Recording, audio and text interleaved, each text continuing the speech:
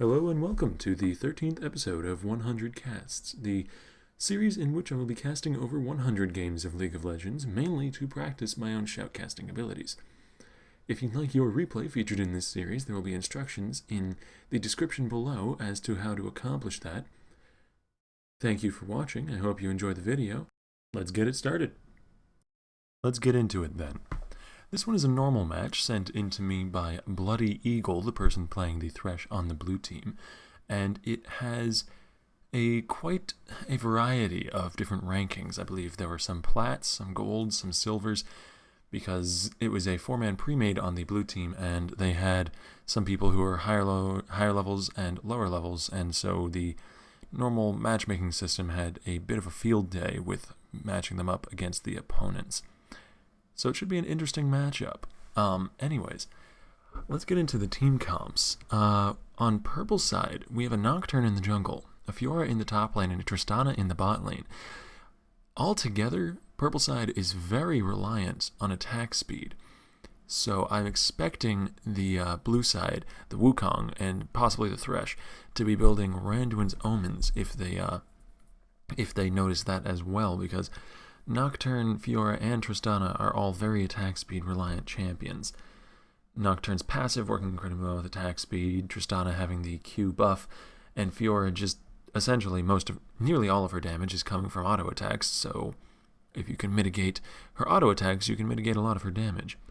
In addition to those three champions, purple team does have a Sona support and a Lulu in the mid lane, so that is a lot of utility that those two champions are bringing to the game, as well as a lot of AoE teamfight ability. In fact, purple team has quite a good AoE teamfight with the Lulu, the Sona, and the Fiora, as well as a decent ability to pick someone off with the Fiora and the Nocturne, who can both jump into the backline of the enemy team. The backline of the enemy team, as I'm getting to it now, being fairly immobile, actually. They have a Malzahar in the top lane, which is something I haven't seen before, but we'll get to see how it works out. I can imagine against a Fiora, he would certainly win that matchup because he does have the ability to push in against the Fiora, who does not have the ability to wave clear at early levels too effectively, as well as the range advantage to be able to poke her down in lane, which will certainly help him. I apologize for those of you who've noticed, by the way, the replay did not come with sound for some reason. The client must have bugged, or perhaps this particular replay was bugged, but the footage was still good, so I figured I'd use it.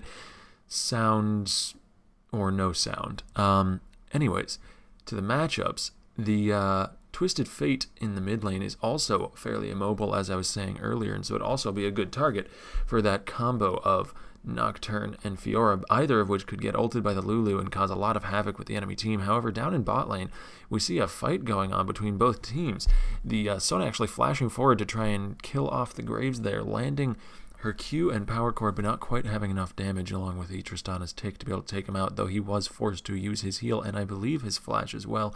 Now, looking at the cooldown, he does still have flash available. However, he was forced to use heal, so that is a Sona's flash for the Graves' heal in that matchup there in that little duel. The Tristana, though, being brought to half health by the high damage Thresh, who didn't take any damage at all in that trade, or perhaps he did, but he at least gained back the health by popping one of those biscuits, the Thresh choosing to go fairly far into the utility tree to get those, whereas the Sona chose actually not to go quite as far into the utility tree, which is not what I would have expected. Personally, I like to build Thresh very tanky, going 21 into defense and 9 into utility, but it is certainly possible to go heavy utility and be quite effective. His getting cooldown reduction, which utility tree will give you on Thresh, is very, very effective because his Q has a flat cooldown reduction, I guess is the only word, and as in when it hits someone, it gets reduced by a flat amount simply for hitting that person. So having cooldown reduction on top of that and having a low cooldown means that the reduction sort of stacks up the effect and makes it so he can throw out hooks quite often, especially if he hits them. As the Nocturne is up here in the top lane, going to be going under the tower, taking a tower hit, not being able to get the Malzahar though, but Fiora is re-engaging onto the Malzahar, going to drop her Ignite onto him, going under the tower, takes a tower hit, but flashes out in time to not die. Neither team getting a kill in that gank. A lot of action going on, a lot of summoners burned overall.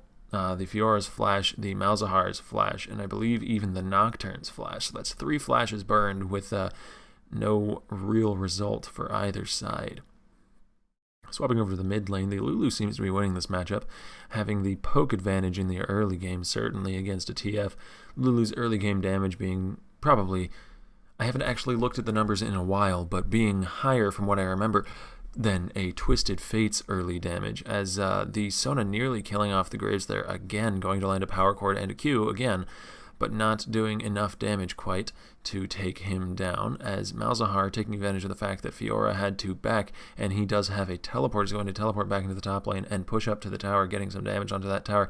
The Tristana leaping into tower range, getting flayed back under the tower by the Thresh, getting a little bit hesitant there to keep going with her dive, and does, through a moment of indecision, doom herself to death under the tower. That is a first blood for blue team, who are now 500 gold ahead of purple team, as the Thresh going to land another hook onto the Sona here, going to flay her back into tower for a tower hit, going to keep chasing her, landing more and more autos onto her, but choosing not to keep chasing through the minion wave. Does take her fairly low, but not going to be getting the kill, just forcing her to back at this point, as he does back himself, wanting to get back and get back to base and buy something before his AD carry comes back to lane, so that there isn't an item disparity between the two of them for too long. Wukong near the top lane, going to be doing his white. Might be wanting to gank top lane at some point soon, because Fiora is pushing up. She has that minion wave fairly close to the Malzahar's turret, and if Malzahar hits 6 before the Wukong shows up, that would be a fairly easy gank. Malzahar's ult being very, very nice for his jungler, since it's incredibly easy to set up a gank by just pressing R on the enemy and having them not be able to do anything at all, not even use any sort of CC clearing abilities to escape it. I don't believe that any ability aside from Cleanse, if I'm correct, can actually avoid a Malzahar ult. The Wukong here in the top lane though, but Malzahar not being level 6 quite yet is not going to be able to CC the Fiora as I thought he might have been able to do. And the Wukong just going to be landing some damage onto the Fiora there and then walking away back into his jungle, not succeeding in getting a kill there, but at least providing some pressure for the Malzahar up in the top lane, who is now pushing in onto the Fiora and does have the CS advantage by about 4 creep. Looks like he's going to be building a Rod of Ages, which is certainly a good item on Malzahar. He needs a bit of tankiness to survive, seeing as he's an immobile caster. The Thresh hooking onto the enemy support down there in the bot lane, going to be landing some good harass onto her. Tristana, though, going to be focusing onto the Graves and land some harass back onto him. So overall, the trade is fairly even, though I'd say purple team comes out ahead if trades are all that's happening, because they do have sustain in the bot lane, as we see Lulu diving under the tower onto the Twisted Fate. They're going to pop her ult as she gets away, though, to survive off the tower hits, as Malzahar does have his ult now up in the top lane. The Fiora jumping onto him, not realizing exactly how much damage he can put out, though, going to go down to the last auto attack from Malzahar's Voidling, actually. He gets the kill there in the 1v1 against the Fiora, putting him 1-0 up against this Fiora. Gonna be pushing up the lane now to the tower to deny her some CS while she's dead, as we swap back down to the bot lane where more trades are happening. As I said, though, blue team's going to be wanting to, with their bot lane team comp, going to be wanting to make these trades happen in large bursts, as we see in top lane the Nocturne ulting in onto the Malzahar, who stayed at low health a bit too long up there, and Malzahar going down to the Nocturne, ulting in onto him and landing the Fear, and then taking him down. That is a kill for the Nocturne and a death for the Malzahar, putting him perhaps a bit behind after getting his lead in this lane, though he still is ahead of the Fiora in CS, and Fiora was not there with the Nocturne when he came in for that gank, and so did not even get an assist for that, so she's still behind in this lane against the Malzahar, the lane which she was in an uneven matchup to begin with, because Malzahar had a few advantages on her in terms of a laning phase, with the range and the ability to push up far more effectively than Fiora could push back onto him. Thresh sweeping out a ward down in the bot lane, but the ward immediately getting replaced by the enemy bot lane. He's probably going to be a little bit annoyed at that, but he did at least make them waste a ward. The Thresh looking for a hook here, trying to maneuver his way around minions, but getting harassed by the Tristana for his efforts. Going to be taking a little bit of poke there. The Sona walking up and landing a power chord onto Graves, but taking a bit more damage in return than perhaps she expected. She did land the green power chord onto him, which lowered his damage somewhat, so it wasn't as bad a trade as it could have been, but still the Graves certainly coming out ahead in that trade there with the Sona. Though Sona does have healing, whereas Thresh does not, so if blue team does not trade often enough or heavily enough, they will be out-sustained by the enemy team. Thresh landing a decent hook there, but Nocturne is nearby. Nocturne going to be coming into the lane, forcing the Thresh to flash away from the imminent Nocturne gank. He does have double buffs, and it would have probably spelled Thresh's doom if he hadn't flashed away when he did, so kudos to him for doing that and getting out of a bad situation. The Malzahar, as I said, pushing much harder than the Fiora can return. Going to be getting up to that tower once again, landing a lot of harass onto her under the tower with his dot as well as the pool on the ground. This mid lane, though, we haven't talked about too much, except for that one kill that happened where the Lulu overestimated herself and dove onto the tower onto the TF. Actually, no, she didn't overestimate herself. She did get the kill. I'm misremembering. There was a dive that, yes, it was Tristana's dive in the bot lane where she overestimated herself. Though we see Wukong ganking in the top lane. That is a Wukong ult and a Malzahar ult being chained one after the other onto the Fiora. The Fiora not even having a chance there in that gank despite being under her tower. Wukong making a very effective tower dive there, making good use of his laner's CC. The Malzahar there being able to hold down the Fiora for quite a while. The Nocturne finding the Wukong in his jungle is going to walk away as Malzahar shows up to give some backup, but he does ult back in onto the Wukong, who is doing his golem camp. Didn't realize that Nocturne had vision on him, and now Nocturne is on the Malzahar, who is trailing behind that black trail of shadows, which makes Nocturne do so much damage if he can keep on it while attacking you. Nocturne gets the double kill there, and for good measure takes the golem camp that the Wukong had been trying to steal. That Nocturne not allowing any such shenanigans to go down in his jungle. Not today. As I was saying, though, about the mid lane, we hadn't really talked about this matchup too much. The Lulu being 1 kill up and about 20 CS up is certainly winning this lane against the TF. Does have a lot more poke in the early game than the TF does, as well as having more defensive capabilities with the ability to speed buff herself if necessary, polymorph him, ult herself, make herself huge and have a ton of health. Lulu is incredibly, incredibly difficult to actually finalize a kill on. And that, combined with the fact that she actually does do quite a bit of damage in lane with the Glitter Lance if she maxes that first, makes her quite a difficult opponent to lane against, especially as someone with as little mobility as a Twisted Fate and as little early game damage as a Twisted Fate. The Thresh landing the hook there onto the Sona, who's just going to dissipate under the combined burst damage of Thresh's ult and Graves' ult as she walks into the wall and gets hit by the collateral damage. She does go down. That is a kill for Graves, and it's 4-4 on the map now, but blue team looks like they're going to be taking a gold advantage here, more than they already have, actually, because they do have a tower. They took the one in the top lane after that tower dive by Wukong and Malzahar, but now they look to be taking even more of a global gold advantage as Wukong does manage to smite out that dragon without any contest at all coming over from purple team, who didn't have any vision on the dragon, didn't even know it was going down, though they might have guessed, seeing as blue team immediately after getting the kill did wander up towards the dragon and walk over that ward that's in that bush right there. But they really couldn't do much about it since Nocturne was back at base and one of purple team's bot lane members was dead at the time.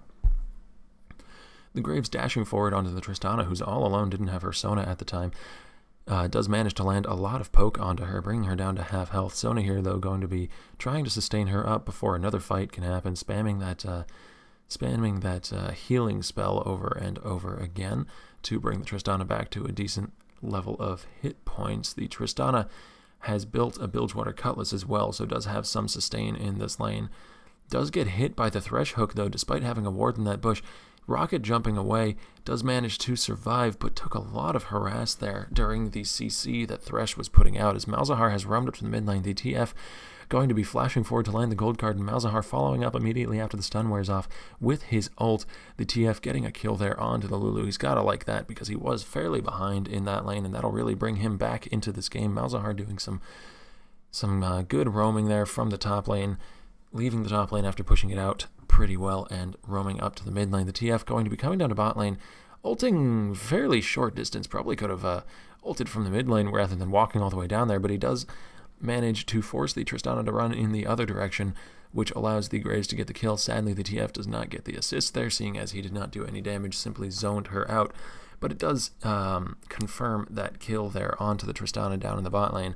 And now blue team's going to be pushing for their second turret of the game, this on the outer turret in the bot lane after taking out Tristana. Yes, Thresh is going to get the kill credit for that one, as we see Nocturne and Fiora invading onto the blue buff as blue team, at least taking something while they have the opportunity to with most of the members of Blue Team down on the bottom side of the map.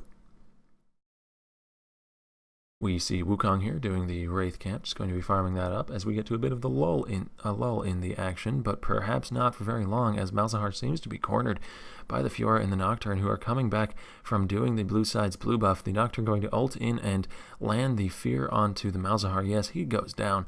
He had nowhere really to run from the combined ganking power of the Nocturne and the Fiora coming up behind him. He goes down. I believe Fiora got the... Nope, it was Nocturne who got the kill credit there, who is now 4-0, doing very well for himself and carrying the hopes of most of his team on his back, seeing as he has 4 of the 5 kills that Purple Team has. Hopefully he can carry this game, bring it out to the end there. If he wants to see a victory, he's going to have to make a lot of use of all of that gold, which he's got. He has bought the Wriggle's Lantern and is stacking it up to be a Feral Flare. He finds the Twisted Fate in the jungle, but the Twisted Fate going back under the safety of his tower is not a good target for the Nocturne to go after, and Nocturne simply wanders away after stealing a few of Wukong's jungle camps for himself, getting a few more stacks towards that Feral Flare. Down in the bot lane, we see the Tristana and the Sona going to be pushing up again. Tristana is wont to push with her explosive shot passive, exploding the minions every time she CS's, which means that she kind of auto pushes a lane. It's very difficult to freeze as a Tristana, and so despite being at a disadvantage in this bot lane and being 0-2 to the enemy Graves 1-0 and the Threshes 2-0, she did in fact push up onto them, simply because every time she went to CS, she pushed the lane a little bit more by exploding that minion and damaging all the ones around it, which can be quite useful when you're ahead and trying to push under tower to deny someone CS, I will get back to that later, as Malzahar is ulting onto the Fiora up in the top lane, going to be flashing forward to get another Malefic Visions onto her. Can the minions chase her in time to get those final few auto attacks? They do get the speed buff, but they turn away just as she goes under the tower. She gets away with just a few hundred health left as Malzahar settles for pushing the minion wave quickly up to the tower. The Malefic Visions and the pool on the ground going to be doing enough damage to quickly take out that minion wave. TF ulting down into the bot lane, does not have range for gold card, but Thresh flashes forward and flays the Sona back, giving him range for the gold card as Nocturne pops his ult, coming in onto the TF, trying to burst him down, but not having enough damage and not having enough tankiness either to survive in this 3-on-1 matchup now that his Sona died.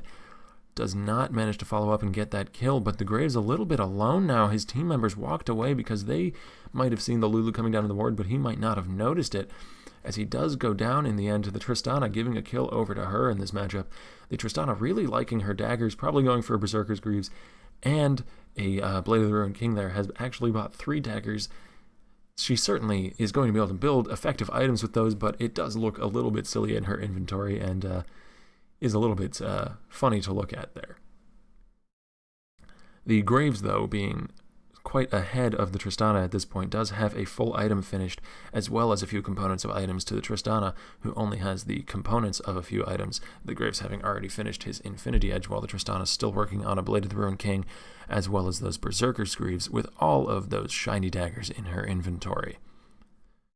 TF going to be coming up and using the red card to farm out the minions under the tower as Malzahar teleports back to his lane to stop Fiora from taking it. If you do let a Fiora onto your tower, she can take it very quickly with that repeated attack speed buff from her E, so it's a good idea to try and keep Fioras off of your towers for the health of your turrets if you want to see them last very long in the game. Nocturne waiting up here by the top lane, going to be trying to get a gank on the Malzahar, but Malzahar going to be going around and dropping a ward over the wall into the bush. Does not actually see the Nocturne because he leaves before then out of frustration, probably from not being able to even see the Malzahar for quite a while. The dragon is back up though, and we see Wukong and Thresh and Graves all going near it. They did manage to take it last time, so they have the timer on it. They know that it's coming up, that it's come up already.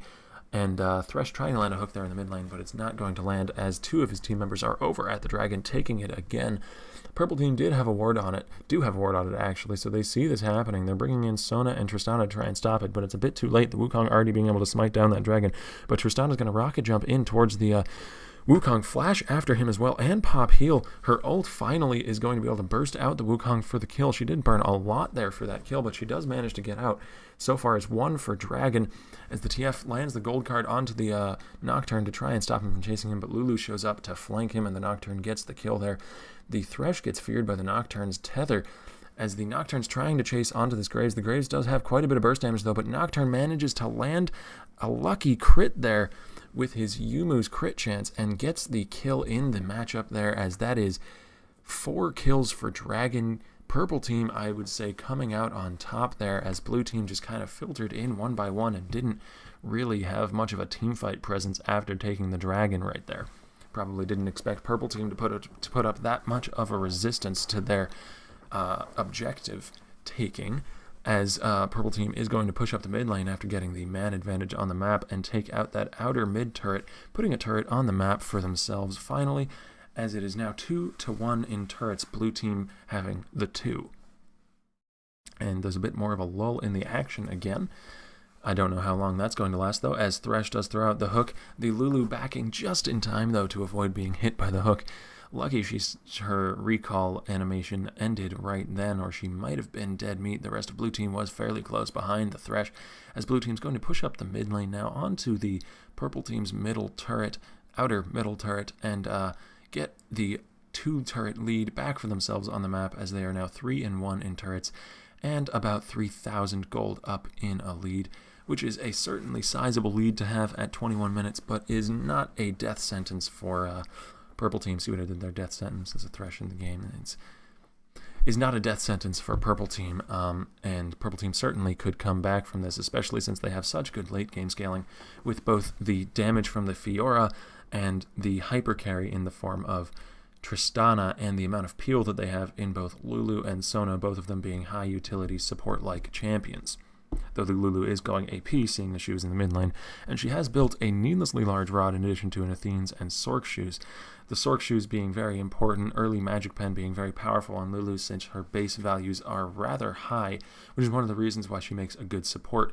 Having high base values means you don't have to build very many items to be able to do a decent amount of damage, and supports don't get very much gold, so it's very good to have high base values on your abilities as a support, because it allows you to do damage in the lane as well as after the lane in mid-game fights without having to have all of that gold that you would need to be able to build items. Both teams kind of tiptoeing around in the mid lane now. 4 members of blue team here with 3 members of purple team. The Tristana's fairly close by, though, just off doing the wolf camp, as Malzahar split pushes up in the top lane, going to be getting a wave up near that top lane tower. Fiora, though, is on her way back from base, has that Ravenous Hydra now, and can push back onto the Malzahar a bit better with the AoE procs on her auto attacks from that. So it's going to be a lot easier for her to stop the Malzahar from pushing her under the tower now. As once more we see multiple members from both teams in the mid lane. This seems to be a fairly common occurrence at around 15 to 25 minutes in most games. Both teams will sort of group around the mid lane and play a sort of impromptu ARAM, where they jockey for power, and whichever team gets the better engagement on the other usually ends up taking a turret or a dragon or both off of it. Blue team does have a ward onto the enemy team's blue buff, and we could see a fight here over it. No, they're not a fight, but the Twisted Fate's going to throw out the wild cards on the off chance that he gets it, but he does not. The blue buff going over to the Lulu there for purple team. As both teams return to the mid lane here, actually Malzahar's up in the top lane, but he does have teleport and can come join his team if a fight does break out in the mid lane, where, once again, both teams are setting up to dance around with one another and see which one can get the better engagement onto the other team. Nocturne and Lulu do have quite a good engage combo, but blue team does have a decent engage combo in and of themselves, with the Thresh being able to hook someone and the Wukong being able to ult in. The Thresh, speaking of hooking someone, does hook the Fiora under tower, flay her back into tower range, ult, but the Fiora ults as well to avoid his ult, but the Fiora ult might have been a bit too late there, as the Malzahar flashes forward onto the Sona using her ult on him.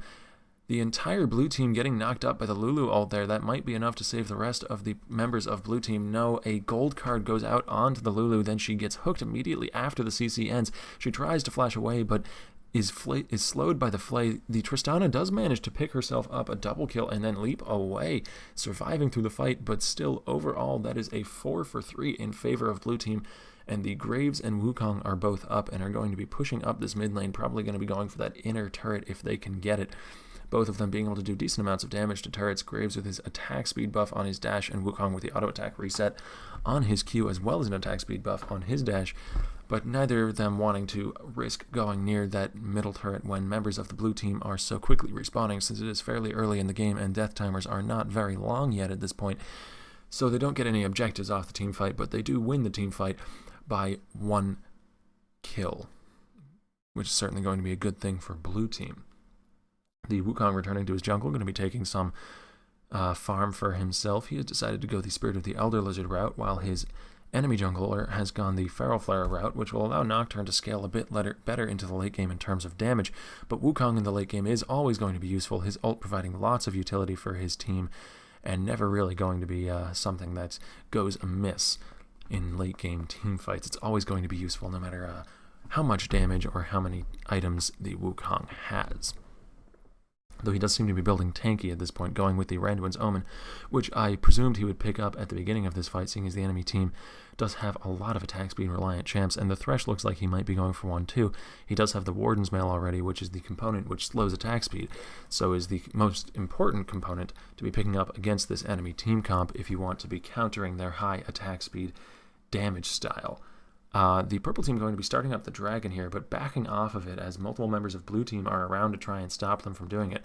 Fiora engaging onto the Malzahar now, feeling a bit more brave in this matchup with the Ravenous Hydra completed. Takes a lot of damage while in the Malzahar ult, though. That Voidling doing a bunch, as well as the Malefic Vision tick. And it seems like Malzahar still has the advantage in that matchup, going to be taking a kill for himself. But in return, purple team is going to be taking the dragon in the bot lane, and perhaps more. The Nocturne ulting onto the Graves, who is forced to dash and then flash away. The Thresh hook barely missing onto the Nocturne in return, who then spell shields the gold card quite nicely. Is being very tanky here, having built that Spirit Visage already. The hook, though, from Thresh going to be landing onto the Nocturne. That spell is his doom. That is certainly a true death sentence, if I have ever seen one, as the Nocturne goes down while Malzahar is still relentlessly pushing in this top lane, is on the inhibitor turret at this point. It's 13 kills to 13, but there are 2 turrets and I believe 1 dragon up on blue team, which is giving them quite a lead in this game. The Fiora getting silenced by the Malzahar, not able to dash onto him yet, but Lulu is here to try and take him out, lands the Glinda Lance and ignites him for the quick and easy kill. That is a kill going over to Lulu, who has a death cap completed at this point, as well as the Sork Shoes and Athenes from before. The Malzahar going to be finishing that Rod of Ages probably a little while ago now, as well as getting a Zonius for himself, going with a lot of tankish AP items, at least items that allow you to survive in team fights longer, since Malzahar can, with Zonias, he can drop his dot onto 1 or more members of the enemy team, and then go into Zonias while his dot still does some work, and he waits for his cooldowns to come back up. And that Rod of Ages is going to give him the tankiness he needs to be able to survive during his ult cast, during which time he can't actually move to dodge abilities and things for other people, so the tankiness is quite useful. That extra HP that the Rod of Ages stacking over time is going to be giving him as we go farther and farther into this game. As an off point, something I just noticed back there while Lulu was speeding through the lane, she does have an A on her cap in that skin. I had no idea what that might stand for, as the skin is called Winter Wonderland Lulu, if I recall correctly. There's no word in that skin which starts with the letter A, so it can't be an initial for that. So if any of you guys know what that could stand for, if it does stand for anything and it's not just some sort of random pattern that happens to look like the letter, then I'd be very curious to know that. I did just notice that, and it's an interesting little tidbit of information that I did not know existed before, and if it has any meaning, I'd like to know, as we see 5 members of blue team pushing up the mid lane. They are going to come into contact with the purple team. Looks like they want a team fight here. The Twisted Fate is locked in a gold card, but nobody's coming close enough for him to land it on them. As 2 members of purple team are off in side lanes, the Fiora are going to be split pushing up in that top lane. As I said earlier, Fiora having an attack speed buff, a fairly hefty one, is able to take out turrets very quickly if left alone. The Malzahar turning and just ulting onto this Nocturne, who then gets gold carded and then hooked. Lots of CC coming onto this guy, but he does get Lulu ulted, survives for a bit longer before ulting into the enemy team, but going down after doing so, being Wukong ulted as well as soon as he does. The TF ulting forwards onto the Tristana, going to land a gold card onto her under tower. She does flash away though, securing her own life by doing so. But blue team with the man advantage on the board now, having taken out 2 members of purple team, is going to be able to take that tower fairly easily, the inner tower in mid lane, and then rotate over possibly to this Baron. The Thresh going to be using his trinket to get the temporary oracles and sweep out for any wards in the Baron pit. They don't have the purple team not having any in there is fairly certain that blue team is going to be doing it. They have a very good suspicion that it's happening. The Fiora coming over to check it. They do know now that it's happening, but they melted it down way too quickly for purple team to be able to even consider a steal there, especially since Nocturne had been dead for most of the time that blue team is doing it. But Lulu and Fiora are now chasing after the enemy team. Fiora going to be jumping in with her ult after dashing onto the monkey. The monkey going into his clone, however, does avoid a lot of the damage that would have killed him in the end there. And then the Fiora does go down to the Wukong in the end, but Lulu and Tristana both pick themselves up kills from the straggling members of blue team. However, I would still say that is a trade that is worth for blue team, who got a kill on the Fiora as well as Baron buff, simply giving up 2 kills in return for that extra global gold that Baron gives, as well as buffs on 3 members of their team. A trade that's certainly worthwhile, though it will go a bit more in purple team's favor here, as Nocturne and Tristana do take the inner mid turret of blue team, nearly evening it out on the map in terms of turrets, with only a 1 turret lead for blue team now, and about a 3k gold lead in terms of total gold for both teams. Though there is a Baron buff on a few members of blue team, so if they were to pick a team fight within the next few minutes, they would certainly have the advantage there with the Graves, the Thresh, and I believe it is the Malzahar. Yes, the Malzahar, who all still have Baron buffs on them. The Malzahar going to be doing a ton of damage with all that magic pen he has built into his build, as well as the extra AP that Baron buff will be giving him. 2 members of purple team now pushing down the bot lane. The Tristana peels off, though, as Nocturne decides to continue with the split push before going up the river after pushing out a few more minions, since blue team is going to be looking for that team fight now with the advantage of those few Baron buffs, and is pushing up the mid lane fairly quickly, as well as Malzahar split pushes top, his teleport back up again, so he can afford to split push and then teleport back into his team members if a fight does break out. The blue team having the advantage of that teleport, which purple team decided not to bring on their side, is going to be able to play the map a bit more in this later portion of the game than the purple team is able to. But multiple members of purple team are here up at top to stop this Malzahar from split pushing. The Fiora nearly going down, but getting ulted by the Lulu, as the Malzahar is turned into a squirrel, comes out of it with about 100 health left, and goes into the Zhonya's to try and save himself a bit longer, maybe stall a bit more for his team. The rest of which was pushing up mid lane, since 3 members of purple team had gone top to deal with the menace that the Malzahar posed, and they do get an inhibitor turret in the mid lane, and they are now rotating around to the dragon. They might be going for that. They clear out one of the wards, but the Nocturne ults onto the Graves. As they are clearing that ward out, the Graves does get the second proc of the tether, but the Nocturne gets stunned and then runs into the wall from Thresh. Thresh doing a very good job of peeling for his team there, dropping the ult in a very instrumental spot there. The Tristana coming a bit too close, gets hooked by the Thresh.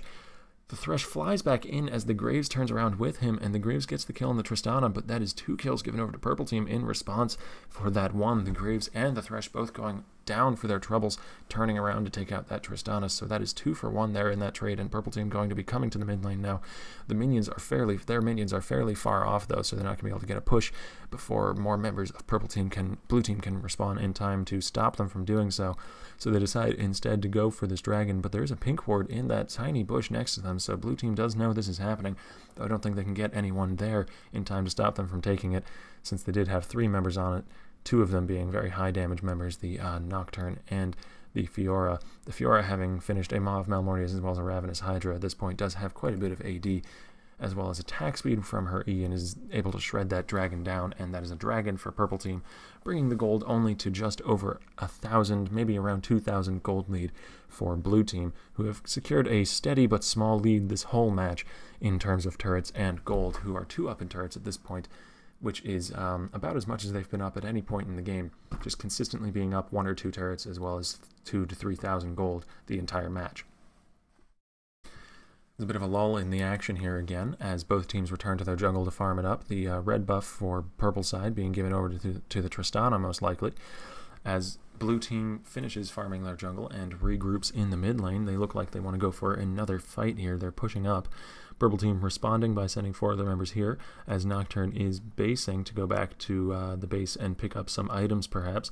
He does have his ult, so he can ult into the team fight if he needs to, if he's close enough to do that. It is a fairly long range ult, being considered one of these semi-global ults in the game. He can fly fairly far across the map before landing on somebody with that terrifying ult of his. The Malzahar returning to the top lane did not burn teleport in that previous attempt at split pushing, since most of the members of Purple Team did come to him, and his team traded up a tower for his death. So he's going to be returning to that top lane and once again being a split pushing menace with that teleport up to return to his team in times of need, and the ability to push waves up very quickly with all of his AoE and the fact that his dot Malefic Visions will bounce from minion to minion as he kills them. And if he has high enough cooldown reduction, he can, and maxed Malefic Visions, which he definitely does at this level, seeing as he's level 18 at this point, can have 2 Malefic Visions in a wave at once if he so desires, and if he manages to not kill the wave off immediately before he has the time to do that. And that can, with the multiple bounces from both Malefic Visions bouncing all around the wave, can take the wave out very, very quickly, and he can be a split-pushing menace. But 5 members of blue team now in the mid lane, Malzahar deciding to join his team rather than split push up in the top lane. They are really looking for a team fight here, the blue team, trying to get a Thresh hook or a Twisted Fate or Wukong engage. The Twisted Fate, having gone with the Zhonya's now, could do that classic Twisted Fate engage move where you ult into the enemy team and then immediately Zhonya's to try and bait out some cooldown or some large cooldowns from the enemy team. Blue team, deciding that they want to get their Graves a red buff, backs off for a little bit and farms a few camps in the jungle, giving that red buff over to the Graves, and now returns for the most part to the mid lane. The blue team, having a lot of global presence with both the TF ult and the Malzahar ult, can play the map a lot more, as TF was down bot pushing out that wave, but he's coming back to the mid lane now as blue team is pushing up. This has been a lot of standoffs in the last few minutes. Not really much action, as both teams are a little bit too hesitant to really try and force a team fight, both of them looking for a mistake from the enemy team, and this might just be it for purple team. The blue team knows that this bush has no wards in it, as Nocturne walks up a bit too close, gets hit by the hook and the Malzahar ulti at the same time, and then gold carded immediately after. The TF now walking in with another gold card ready onto the Tristana, going to give his friendly Graves a double kill. This looks like it could be the end for purple team. The TF flashing forward and landing a gold card onto the Fiora, who immediately goes into her ult, but it's a little bit too little too late. She only manages to take about half of Twisted Fate's health with her before going down. All 5 members of blue team are still up, while only 1 member of purple team is up to defend these Nexus turrets as they walk in and start autoing them. The Wukong going to be tanking one, the Thresh tanking the other, Thresh dropping his shield onto his team to try and absorb some of that tower damage. They do take out 1 Nexus turret.